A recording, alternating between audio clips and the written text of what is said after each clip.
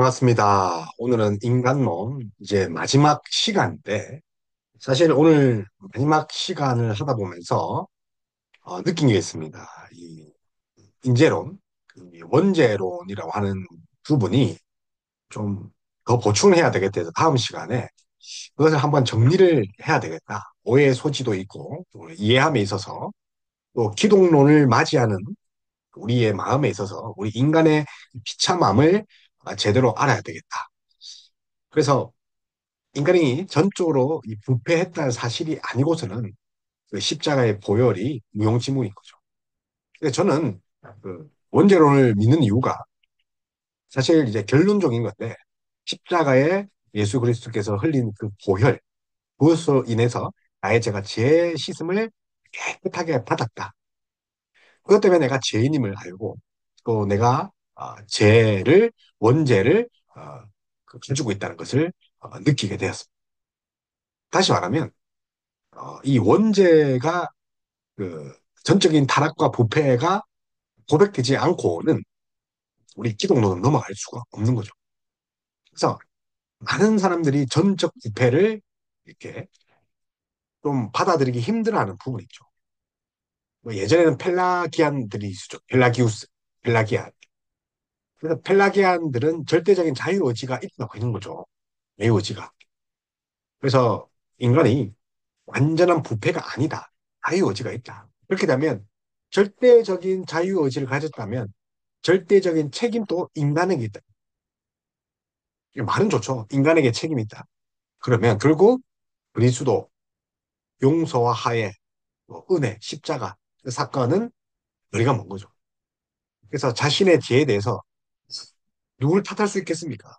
절대적인 책임을 가진 자인데, 절대적인 자유의지를 가진 자인데. 근데 이렇게 완벽하고 절대적인 자유의지가 그러니까 완전한 형상을 잃어버리지 않았다. 온전한 상태다. 그러면 그 죄 지은 것에서 누구를 탓할 수 있어요? 그래서 예수님이 십자가에 달린 것들이 사실 필요가 없는 거죠. 나도 할 수 있는데 왜 예수님이 해? 건방지게? 이렇게 되는 거죠.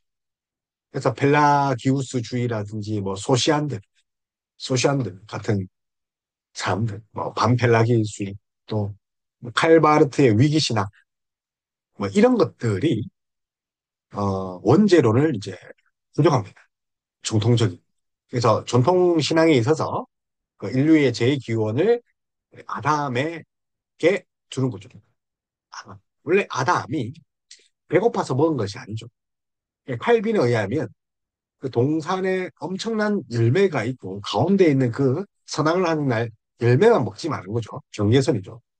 그런데 배고프지도 않는데 그가 어떻게 한 겁니까? 사실 하나님 말씀이 아닌 그 뱀의 말을 듣고 거역한 거죠. 논란이죠. 어떻게 보면 이제 반역과 모반이죠. 하나님처럼 되고 싶은. 그래서 하나님 말씀 드려야 되는데 뱀의 말을 들은 거죠. 다시 말하면 하나님 말씀을 듣지 않으려고 자유의지, 그 완벽한 자유의지로 하나님 말씀을 듣지 않으려고 길을. 그래서 이것이 죄의 기원인데 아담의 반영이죠. 모반이죠. 그러니까 죄를 범한 그 온 인류의 첫 시작이 이 아담인데 그래서 그의 타락과 부패를 이어받은 거죠. 그걸 이제 정가라고 하는데 뭐 많은 이 정가 방식에 직접 정가가 있다, 간접 정가가 있다. 그래서 실제로 뭐 그런 아담 안에서 본성을 자발적인 그 배교죠. 모반이죠. 자발적인 그것을 우리 인류가 대물림했다. 그러니까 직접 정가, 실제로죠. 그래서 어거스틴이 이런 이야기를 했습니다. 어거스틴이 처음 원죄론을 주장한 것이 아니라 많은 교부들이 원죄론을 이제 주장하고 펼쳤어요. 그것을 아우구스티누스, 이 어거스틴이 정리한 건데, 그래서 원죄론, 원죄론이 뭡니까? 원래의 죄죠. 근본적인 게 본연의 죄. 그러니까 원래의 죄를 인정하는 거죠. 그래서 인간이 태어날 때부터 원래의 죄, 그걸 이미 주고 있다. 그래서 어린아이조차도 죄가 없다고 할 수가 없다는 거죠. 그래서 그에 져서 그 아우구스티누스의 오색이 져서 고백론에 보면 원죄론에 대해서 이야기를 합니다. 그래서 이렇게 원죄론이 뭐 어거스틴과 교부들이 주장했다 아니라 사실 그 말씀이 여러 성경 말씀 그렇게 이야기를 했죠. 시편 51편 5절에 보면 내가 제약 중에 출생하였으며 어머니가 제 중에서 나를 잉태하였다. 그래서 고린도전서 5장에서도 사도 바울은 사망이 한 사람 한 사람으로 말미암아 이게 들어왔다. 죽은 자의 부활도 한 사람으로 말미암아 들어왔다. 사도 바울이 고백한 거죠. 그리고 로마서 5장 12절에 보면 그러므로 한 사람으로 말미암아 죄가 세상에 들어오고 그래서 시편 말씀 제약 중에 태어났다. 그리고 고린도전서 5장 한 사람으로 말미암아 사망이 들어왔다. 한 사람으로 말미암아 부활 생명이 들어왔다. 한 사람으로 말미암아 죄가 세상에 들어왔다. 이게 원죄론입니다. 그래서 어떤 행위를 통해서 들어온 것이 아니라 우리가 이제 죄인이기에 죄의 행동을 취하는 거죠. 그래서 죄를 지어서 죄인이 아니라 죄인이어서 죄를 짓는 거죠. 그래서 이런 이제 집회, 전적 타락, 우리 이제 원죄론에 있었던 전적 타락, 그다음에 전적 무능 이 두 가지입니다. 타락과 무능이죠. 근데 현대 신앙에서는 인간의 그 제 본성을 이제 부정하기 위해서 결국은 죄가 없다는 걸 부정하기 위해서 원죄록을 희석시킵니다. 그리고 원죄록을 이제 거부하는 거죠. 예를 들어서 우리가 잘 쓰는 건데 유전적으로 제 본성이 이제 이어졌다. 뭐 우리 그렇게 설명하죠. 유전적. 근데 유전적이라 하면 이봐요. 유전에 의해서 만약에 부모의 키가 작은데 그러면 자녀의 키는 어떻습니까? 본성적으로 작을 수밖에 없죠. 그러면 키가 작아서 버스 손잡이도 못 잡고 키가 작아서 뭐 죄송합니다. 농구도 못하고 운동도 못하고 키가 작아서 뭐 여자들이 싫어한다. 만약에 그러면 이건 본인의 잘못입니까? 누구의 잘못입니까? 그 유전을 물려준 부모의 잘못이죠. 그래서 인간이 죄의 본성을 가지고 있다면 인간이 저지른 그 죄에 대해 책임을 묻기가 어렵죠.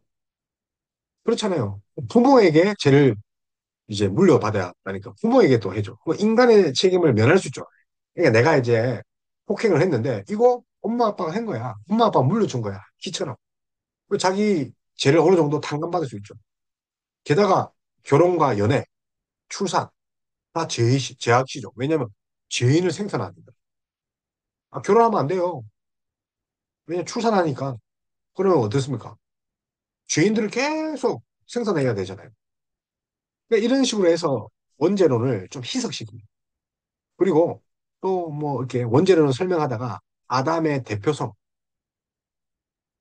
그러니까 연대 책임이죠. 군대 가면 밑에 사람이 잘못하면 상관까지도 연대 책임, 고창까지도 받잖아요. 회사 가면 이제 거꾸로 사장이 잘못하면 기업까지 그 밑에 있는 사원까지 부장, 차부장, 이사까지도 책임을 지죠. 그 대표 원리, 대표성 원리입니다. 그래서 아담은 인류의 최초 인간. 그래서 우리가 물려받는 것이다. 반면에 이 대표라는 인류가 이제 어떻게 되냐면 보편적 인간상이다. 그러니까 이게 신화라는 말을 씁니다. 비평학자들은. 그러니까 인간의 죄를 설명하는 상징적인 존재가 아담이다. 보편적인 인류다. 실제 사건이 아니다. 그리고 실제 사건이 있다 해도 그것은 보편적인 인간의 죄를 드러낸다. 근데 타고난 사람들은 죄가 없다. 그래서 아담이 죄를 저지른 것처럼 모든 인간을 죄를 저지른다고 보는데 이 아담이 곧 나야. 그래서 아담의 죄가 전달된 것이 아니라 아담의 죄를 지어서 아담과 관계가 깨어진 것처럼 모든 사람이 그런 식으로 하나님 앞에 죄를 지은 거야. 그래서 아담의 죄가 전달되는 것이 아니라 아담이 죄를 지어서 하나님 관계가 깨어진 것. 그것이 우리에게 온 거예요. 아니, 말은 그럴듯한데 거짓 교사들의 이 혓바닥이 얼마나 강교합니까? 원죄를 부인하지 않은, 받아들이지 않으면 예수 그리스도의 십자가의 그 은혜를 우리가 받아들이지 못한다는 거죠. 잘 봐요. 의의 전가죠. 예수님의 의를 우리 거 삼아 주셨는데, 그거는 좋은데 왜 아담의 제일 전가, 죄의 전가에 대해서 인정 안 합니까? 좋은 것만 취하려고 합니까? 그래서 에덴 동산과 인간 타락을 그 전하는 그 성경 이야기의 목적이 그 죄의 기원을 설명하는 그런 역사적으로 설명하는 그런 것이 아니다. 그냥 창조의 선한 죄의 보편성, 신화적인 측면. 그럼에도 불구하고 많은 학자들은 뭐 창세기의 족보라든지 역대상 누가복음의 그 삼장복음 족보 있잖아요. 노아, 아브람, 다윗 뭐 이런 족보를 보면서 무슨 이야기 합니까? 그 아담부터 시작했다는 거죠. 족보를 이용해서. 다시 말하면 원죄라는 거예요. 한 사람 아담으로 말미암아 죄가 들어왔다. 그래서 그 원죄는 그 죄가와 죄책을 이제 포함합니다. 죄가. 뭐 죄에 대한 전과자의 전과. 그러니까 어떤 죄에 대한 일, 죄가입니다. 그러니까 예를 들어 도둑질, 그러니까 뭐라 할까요? 절도는 훔친 거죠. 절도. 그러니까 훔친 행위를 죄가랍니다. 그리고 훔친 행위로 인해서 발생되는 형벌, 죄책. 그러니까 훔친 행동과 형벌이 함께 원죄죠. 죄가. 그래서 이 죄가와 죄책 때문에 우리의 전적 무능 타락이 왔죠. 원래 인간과 자연을 화목하게 잘 돌아갔습니다. 근데 이 인간이 쓸어야 되고 통치해야 되는데 인간이 통치했는데 자연이 왜 바로 기능하겠습니까? 인간이 다스리고 대리통치자로 잘 있어야지 자연도 잘 있는 거잖아요. 근데 인간이 무너졌단 말이에요. 전적 타락, 전적 무능. 그러니까 자연도 어떻게 하면 뭡니까? 다시 엉겅퀴 냈다는 것이 무엇입니까? 제대로 돌아가자.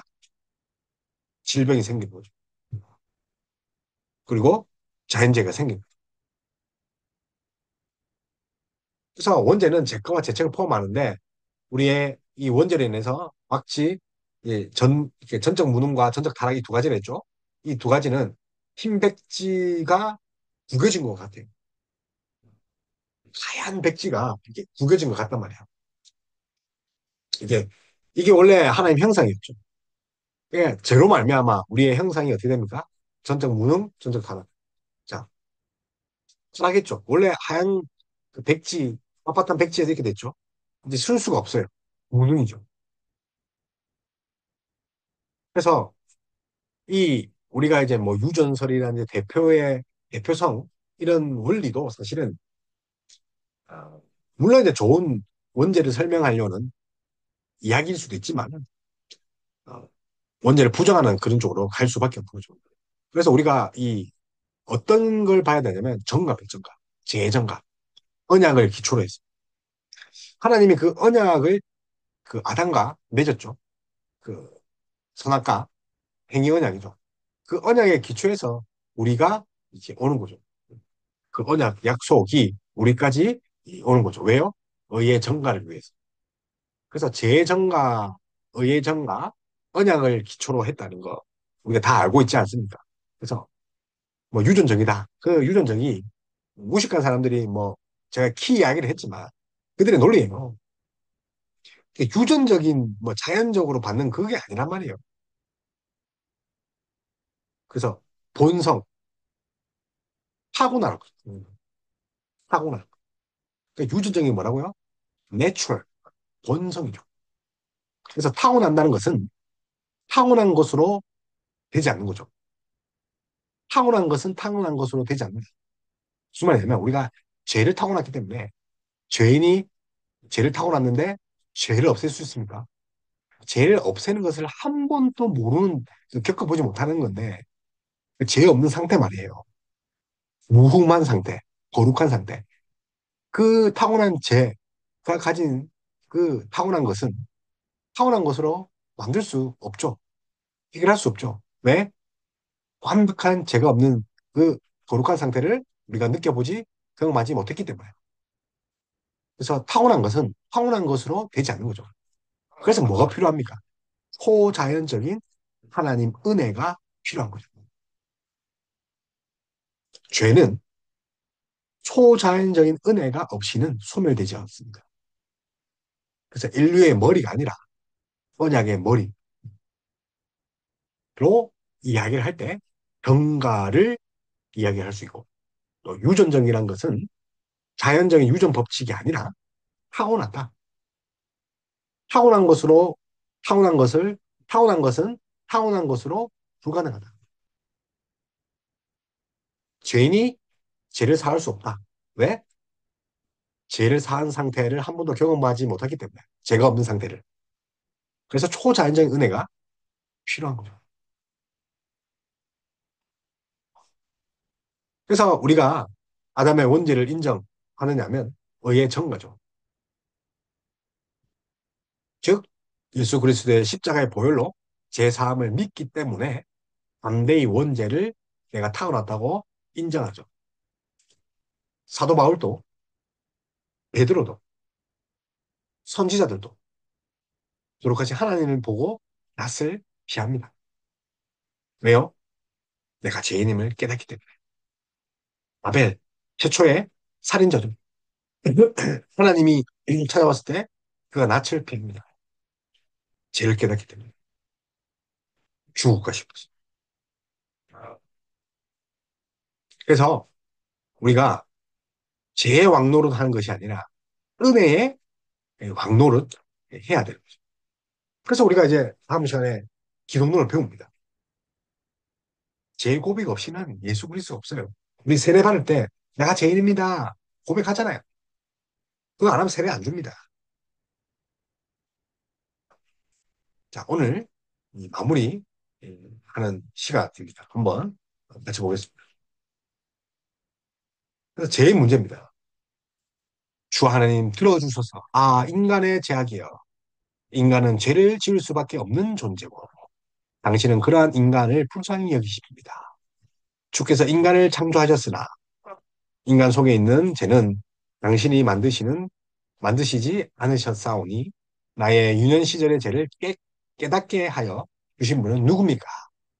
이 세상에 태어난 지 하루밖에 되지 않은 갓난아이라 할지라도 죄 없이 정결하다 할 수 없습니다. 나로 하여금 이 같은 사실을 깨닫게 하여 주세요. 아우구스티누스의 고백록, 어거스틴.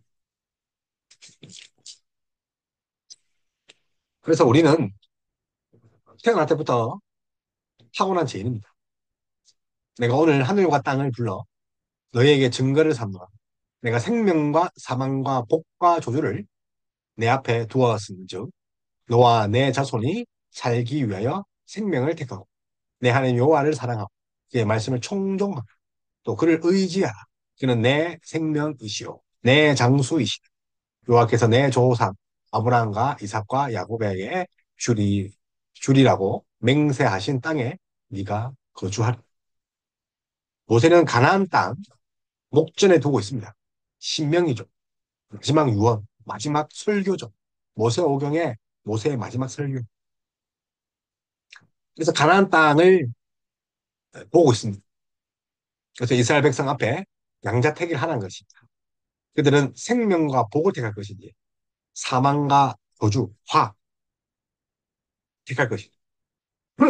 그러나 모세는 지금 에발산과 그리심 축복이죠. 에발은 저주죠. 에발산과 그리심산 그 모세가 백성에게 너희와 내 자손이 살기 위하여 생명을 택하라. 생명을 택한 사람은 여호와를 사랑하고 그의 말씀을 충종하고 그 의를 그를 의지하며 살아야 합니다. 여호와께서 내 조상 아브라함 이삭과 야곱의 주리라 맹세한 땅에 거주하려면 그 말씀 여호와를 사랑하고 20절입니다. 말씀을 충종하고 그를 의지하라.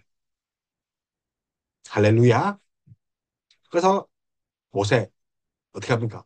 생명을 택한 자들의 모습들, 구원받은 자의 모습들, 영생을 얻은 하나님 자녀의 모습들, 여호와를 사랑하고 말씀 충종하고 이를 의지하라. 사랑, 총종, 의지. 그래서 어떻게 합니까? 모세 사후 이어 그 사후에 이제 가나안 전복 전쟁이 계속 이어지죠. 그럼에도 불구하고 이제 또 사사시대가 옵니다. 암흑의 시대. 그들의 선택이 생명과 복보다는 오히려 뭘 빈번히 선택합니까? 사망과 화를 선택합니다. 하나님 백성입니다. 우리의 모습이죠. 왜 그렇습니까? 그들은 여호와도 알지 못하고 하나님께서 이스라엘을 위하여 행하신 모든 일도 알지 못하는 다른 세대가 태어납니다. 사사기 2장 10절. 세상 끝없이 다른 세대를 이제 내어놓습니다. 다른 세대. 다음 세대가 아니라 믿음의 다음 세대가 아니라 다른 세대를 내어놓습니다. 그래서 여기서 알다 우리가 잘 아는 것이 야다죠. 우리 계시록 이제 처음에 이제 서론 성경론 이야기할 때 계시론 할 때 야다 알다 히브리 그 아담과 그 하와가 동침해서 알다 인격적으로 알자 부부처럼 전인적으로 알다 그 알다 개인적이고 경험적인 지식이죠. 그러니까 한 세대가 하나님과 인격적인 관계를 맺지 못한 채로 성장한 결과 그들은 자유의지로 사망의 길을 가게 됩니다. 아담의 길을 따른 그래서 타락한 인간은 여전히 선택하고 행동할 수 있지만 하나님을 향한 모든 갈망을 잃어버렸습니다. 그러므로 예수님은 사람이 거듭나지 아니하면 하나님 나라에 들어갈 수 없다. 하나님 나라를 볼 수 없다. 요한복음 3장 3절죠. 거듭나지 않다. 우리 본 다시 태어나지 않는. 그래서 하나님을 향한 모든 갈망을 잃어버렸다. 다시 말하면 죽었다. 죽었다. 그래서 태어나야 된다는 거죠. 죽은 자는 볼 수 없어요. 죽었다. 그러므로 예수님은 사람이 거듭나지 아니하면 이 말씀이 뭘 전제합니까? 우리는 죽었다. 거듭난 사람만이 그리스도를 선택할 수 있다. 산 사람만이 그렇게 할 수 있죠. 뭘로 말미암아요? 그리스도로 말미암아. 그래서 죄의 기원을 두고 여러 이론으로 핑계를 댑니다. 제가 앞에서 설명했죠. 그래서 죄는 어디서 왔는가? 선하게 지은 하나님이 왜 죄를 범하게 했을까? 죄의 기원에 대한 문제는 여러 논쟁이 있죠. 그래서 어떤 사람은 하나님의 절대 주권 사상을 수호하기 위해 이론론 관점에서 죄를 설명합니다. 하나님은 절대 주권이다. 그래서 선악간의 모든 사건은 그 주권의 테두리 안에 일어난다. 선악, 선과 악을. 만약 악이 하나님 주권 밖에 일어난다면 하나님이 도무지 통제하지 못하는 영역에서 일어난다면 주권 밖에 통제할 수 없는 영역이 일어난다면 하나님의 주권과 대립되는 주권 영역이 있음을 뜻하죠. 그래서 이것은 하나님의 절대 주권 사상을 침해합니다. 어떤 철학자는 인간은 불완전하지만 하나님의 최선의 작품이다. 불완전하다 합니다. 하나님이 인간을 자신과 똑같은 사람이 되지 않게 하기 위해서는 불완전하게 만들 수밖에 없었다는 거죠. 신이 안 되려고. 그래서 결국 인간은 피조물이기에 불완전한 수밖에 없고 불완전하기에 죄를 지을 수밖에 없다는 거죠. 이것이 철학적 이제 개념이고 헬라 철학적 이것이 나중에 이제 어, 톨릭은 논부죠. 톨릭은 하나님이 우리를 어중간하게 지었다. 온전하게 지은 게 아니다. 난 봐라. 형상대로 지었는데 너무 안 좋으니까 모양을 덧대었다. 그래서 사람의 그 선하게 지은 것이 아니라 탐욕도 지었다는 거죠. 탐심. 그래서 타락할 수밖에 없다는 거죠. 원래 탐욕을 줬다는 거죠. 불완전하게 지었다는 것은 우리에게 죄를 지을 수 있는 그 탐심을 주었다는 거죠. 가톨릭의 교리입니다. 그런가 하면 하나님이 더 큰 구원을 받게 하기 위해 죄를 허용하셨다.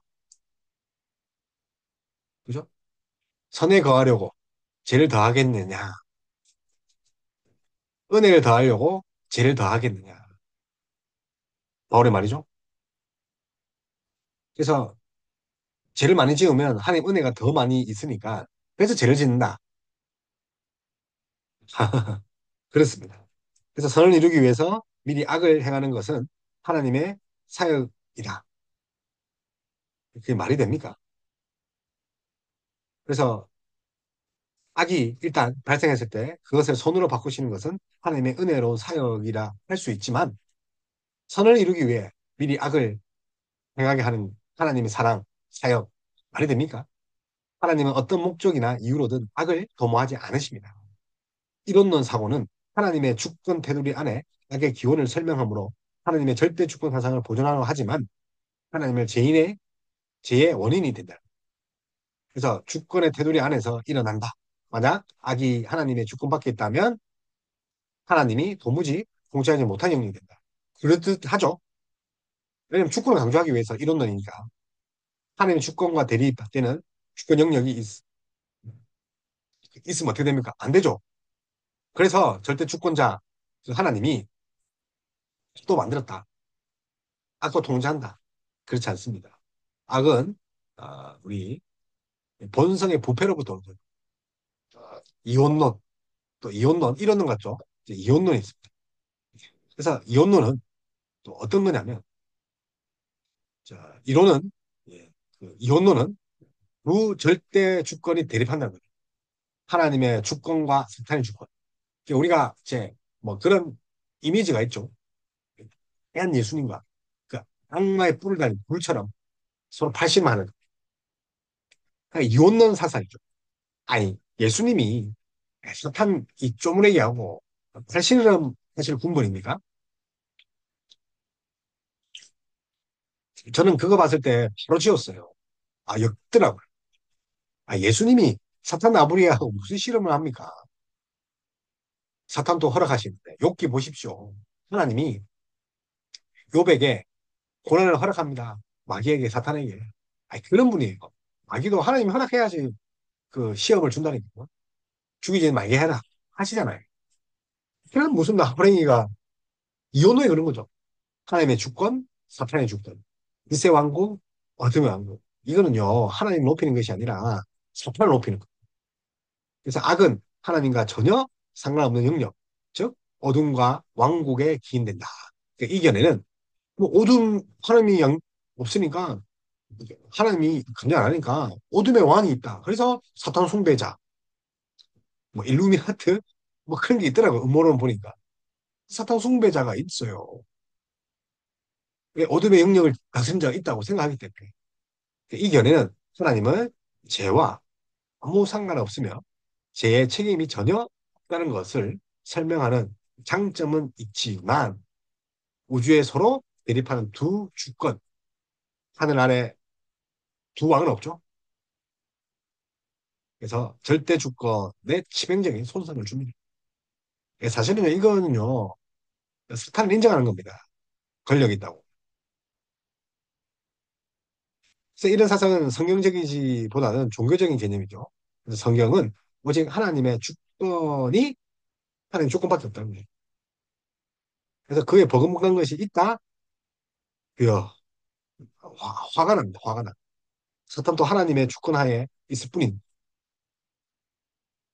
그 다음에 죄는 변명하거나 설명할 수 없고 회개해야 합니다. 뭐 그런 우리 그 개혁신앙이죠. 이론론과 이원론 모두 죄의 기원을 이야기를 했지만 한계가 있죠. 제가 유전적인 이야기 했죠. 유전성. 키 이야기하면서. 근데 이게 유전이 그 뭐 유전적인 키와 같은 뭐 그런 게 아니라 타고난 걸 이야기하는 건데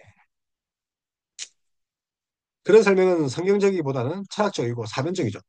죄는 그렇게 논리적으로 설명할 수 있는 것이 아닙니다.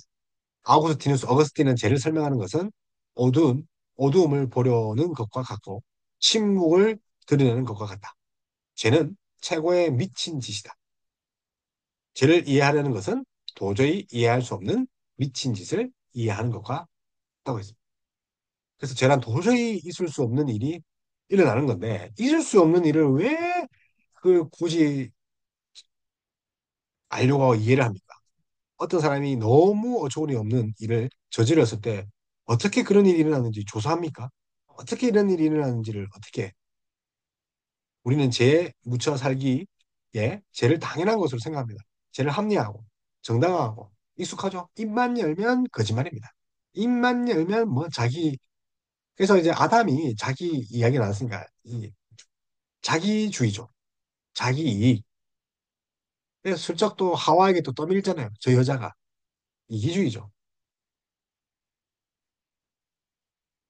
그래서 우리는요 눈만 뜨면 죄를 짓습니다. 밥 먹듯이 물 먹듯이 죄를 짓는 거예요. 죄를 논리적으로 설명하려고 하려면 결국 죄를 합리화하고 변명합니다. 인간이 불완전해서 육신이 연약해서 어려운 환경에서 죄의 성향 때문에 과거에 받은 상처 때문에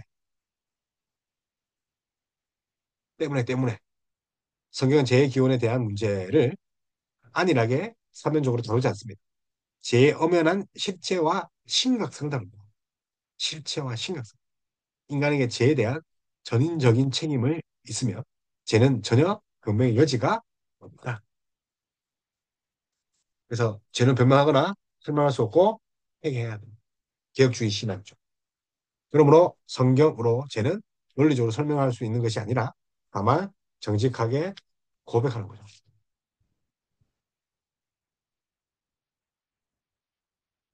그래서 이론을 했습니다. 선악의 모든 사건은 하나님의 주권 안에 있다. 말 좋죠? 근데 문제는 뭡니까? 제 원인이 하나님께죠. 주권. 그러니까 일원이니까 하나님께 모든 모니즘.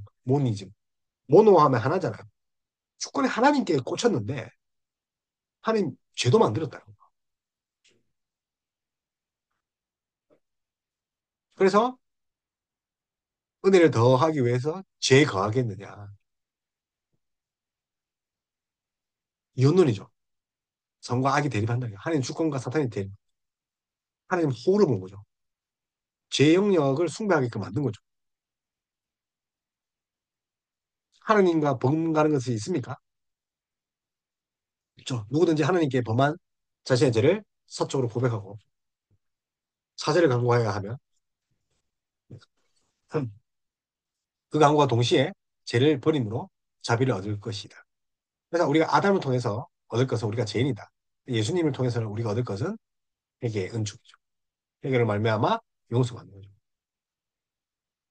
그래서 은혜가 왕노를 해야 되겠죠. 뭘로 말미암아 회개하는 거죠. 그래서 죄는 진리를 거부하고 진실도 거부하고 사실과 진리를 억누르고 우리 자신을 속이고 우리 마음을 강박할 뿐만 아니라 우리를 사로잡고 다른 사람에게 전념한다. 그래서 죄의 특징이죠. 그래서 하나님 말씀 예수 그리스도 복음을 회피하고 도피하게 하죠.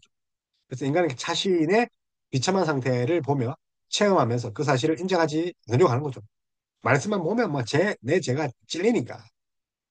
그래서 인간은 죽음과 영원한 운명 같은 그런 가장 중대한 문제로 마음과 관심을 전환시켜 다른 것에 몰두하려고 합니다.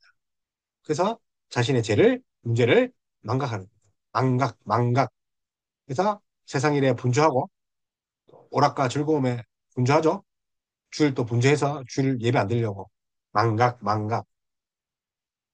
외면하고 도피하죠. 쟤는 사실과 진리를 억누릅니다. 사실과 진리를요. 인간은 진리의 빛을 결사적으로 회피하죠. 자연과 자기 양심을 통해 하나님에 대한 충분한 증거를 접하면서도 자연은 하나님의 영광의 극장을 했죠.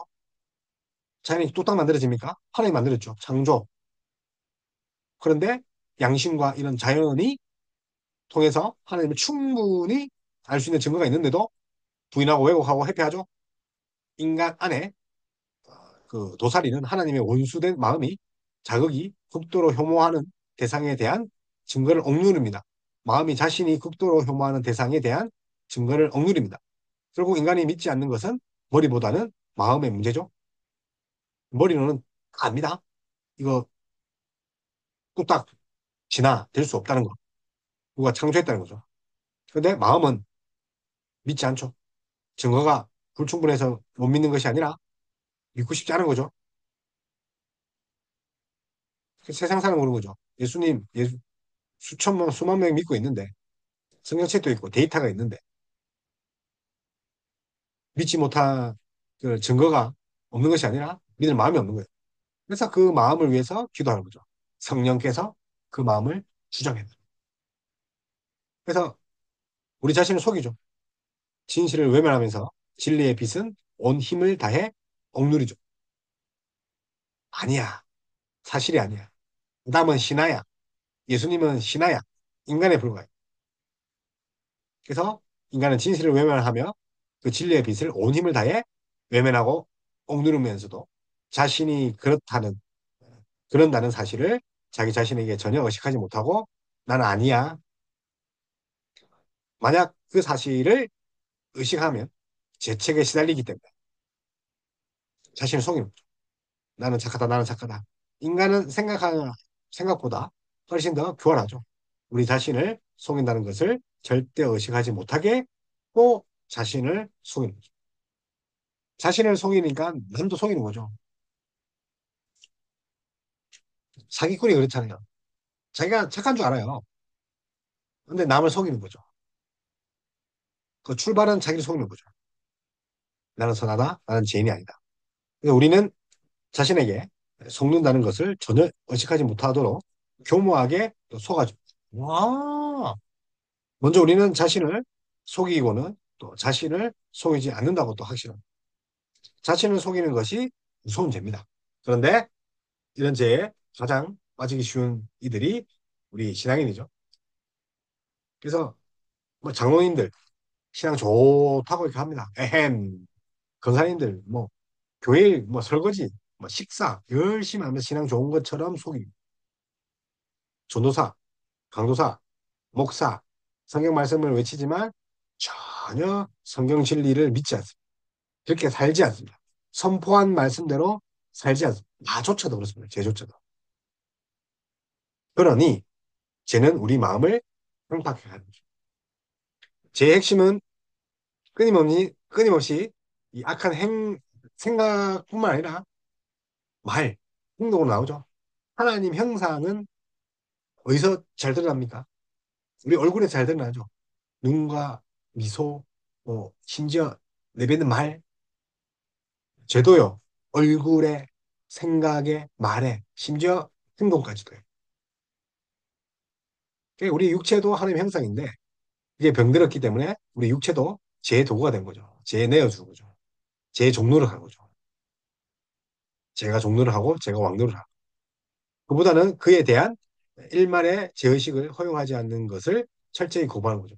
일말의 죄의식을 허용하지 않는 것을 허용하는 것을 일말의 죄의식을 허용하는 것을 철저히 거부하는 거죠. 정치인 보십시오. 자기가 죄를 지었는데 안 했다고 합니다. 청문회 보십시오. 일단 검토해 보겠습니다. 인정 안 해요, 자기 잘못. 뭘 검토한단 말입니까?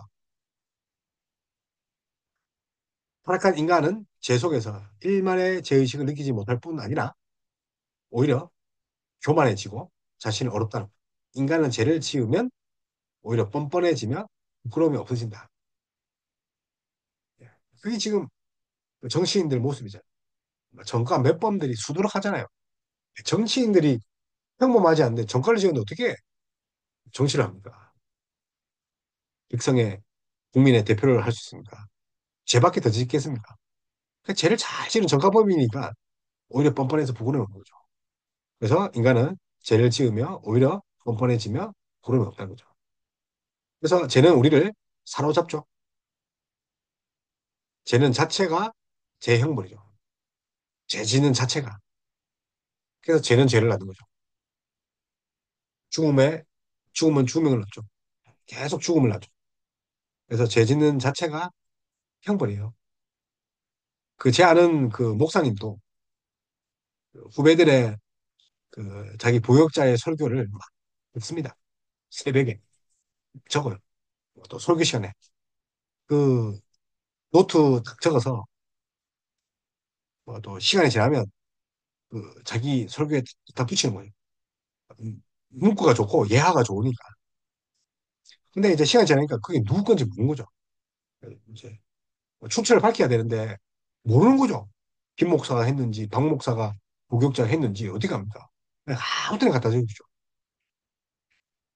그런데 이제 시간이 워낙 지났으니까 내 설교랑 비슷하다. 부교육자들이 그렇게 한단 말이에요. 심지어 뭐 똑같이 이제 쓰면 좀 그러니까 자기가 또 약간 덧대서 응용했다.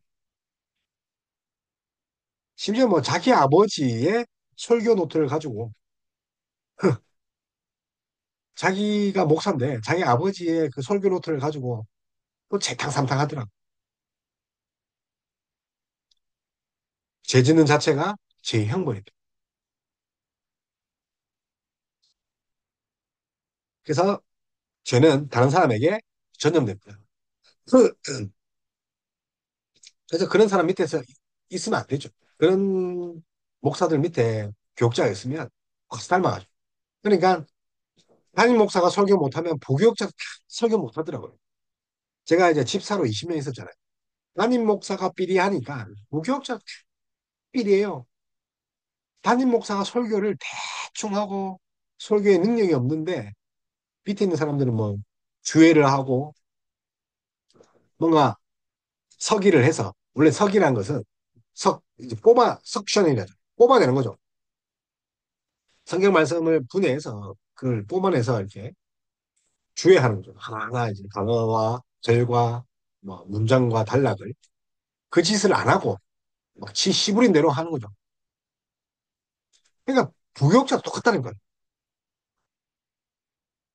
그래서 부교육자를 알면 담임 목사를 아는 거죠. 담임 목사를 알면 그 교회 전체의 분위기를 아는 거죠.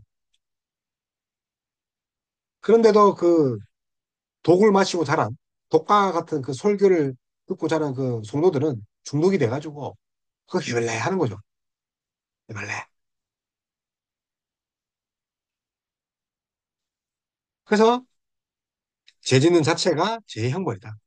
절대 그 사람은 그 저주가 옷 입듯이 할 것이고 또 하나님의 그 저주와 또 수치가 기름이 뼈에 들어가는 것 같이 물이 또 살에 들어가는 것 같이 계속 저주를 옷 입듯이 할 것입니다. 죄는 다른 사람에게 전염되죠. 그러니까 부교역자도 그렇게 살고 공동체가 전체가 그렇게 되는 거죠. 인간의 부패한 심령으로부터 온갖 죄의 바이러스가 퍼지는 거죠. 담임 목사 잘못되면 온 교인이 막 스스로 듣고 그렇게 되는 거죠. 더욱 심각한 죄들이 제 유혹에 얼마나 굴복했는가, 얼마나 의도적인가, 얼마나 알고 있는가, 그리고 얼마나 근본적인가.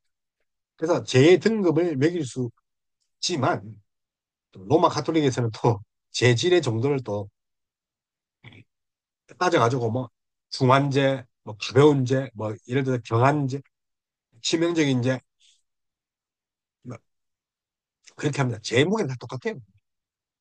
신자가 치명적인 죄를 범하면 세례 시에 받은 칭의의 은혜를 상실하기에 고해 성사를 해야 된다. 그래서 이제 교회에게 맡긴 거죠. 이제 성화, 칭의 단계까지만 있고 이 성화는 교회가 그걸 함께 도와준다. 그래서 칭의도 상실 안 돼요. 한 번 칭의가. 예수님이 거짓말 하는 사람이죠. 그래서 예수님을 뭐 수십 번 못 받는 거죠. 부럽다가 했다가 아니다 했다가 예수님은 매일 뭐 못 받는 거죠. 그게 가톨릭이 이단이잖아요. 근데 이제 개신교들이 가톨릭을 이단이라 합니까? 신천지나 이단이라 하는 거죠. 엄밀히 말하면 이단이잖아요. 우리 교리와 다르니까. 근데 이단이라 합니까?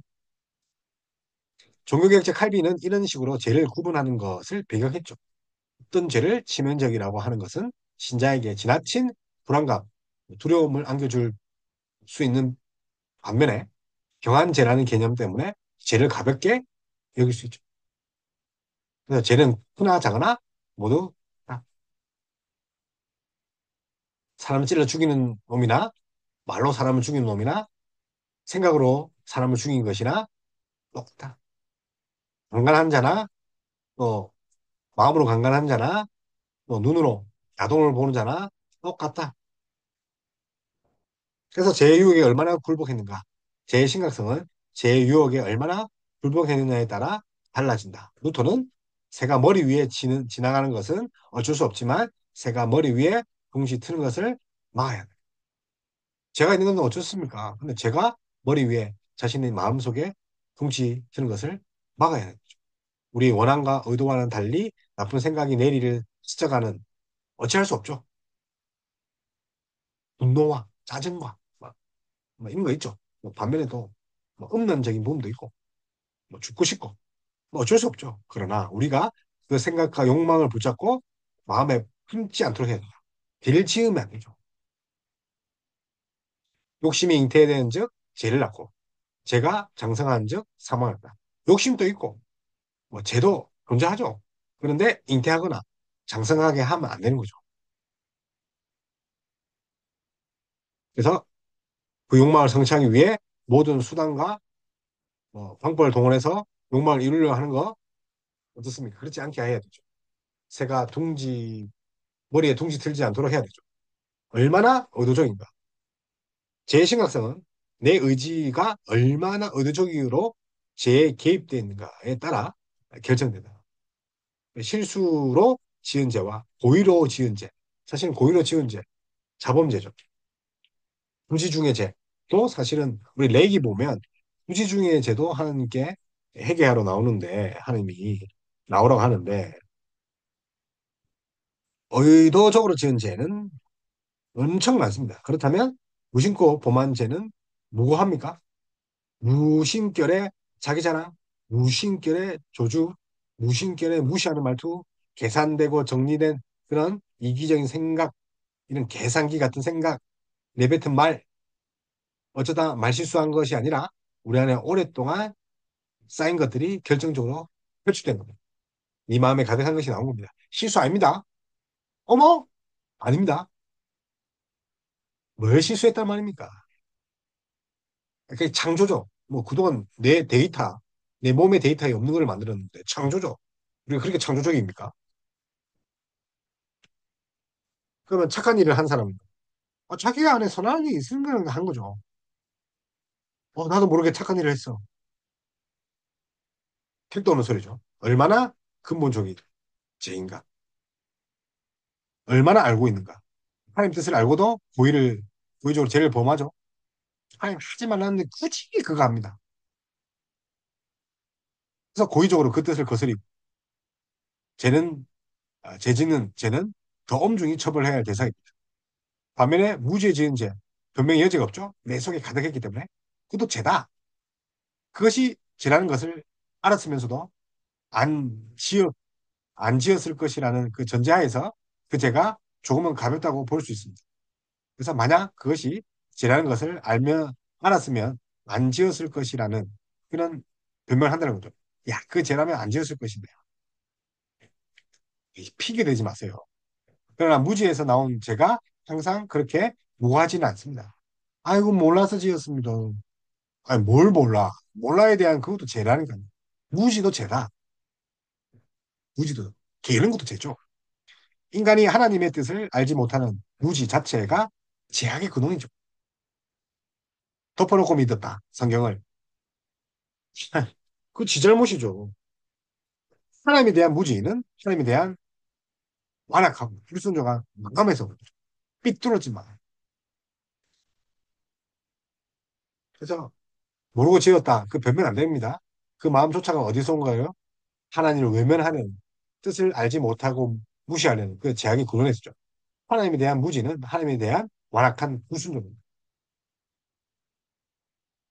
그래서 하나님을 알기 싫어하는 그 불순종의 마음 때문이죠. 하나님을 섬기기 싫어하는 완악한 마음 때문이죠. 진리의 빛을 받은 후에 죄악은 더 심각하게 드러나기 때문에 내 죄를 가리기 위해서. 그러니까 성경 안 읽고 기도 안 하는 거죠. 우리 권사님들, 우리 장로님들. 대표 기도 하는 거 보면 뭐 성경 구절 다 나오죠. 그런데 감동이 없잖아요. 평소에 기도를 안 하니까. 연기 잘합니다. 근데 감동이 없어요. 은혜가 없어요. 얼마나 근본적인 죄인가. 신앙생활의 죄의 견중을 혼동할 때 큰 문제가 생기죠. 한국 교회가 주초 문제에 대해서 지나치게 율법적으로 엄격하다. 그보다 심각한 죄에 더 간과하고 있다. 뭐 이런 이야기 합니다. 근본적인 죄는 불신과 교만입니다. 동전의 양면이죠. 죄의 두 얼굴이죠. 불신은 그리스도 안에 계신 하나님의 모든 은혜로 속성과 영광을 부인하는 것입니다. 동시에 이것은 하나님의 영광을 다른 것으로 바꾸는 교만입니다. 여기서 모든 죄가 출발합니다. 교만 중에 가장 심각한 것이 영적 교만이죠.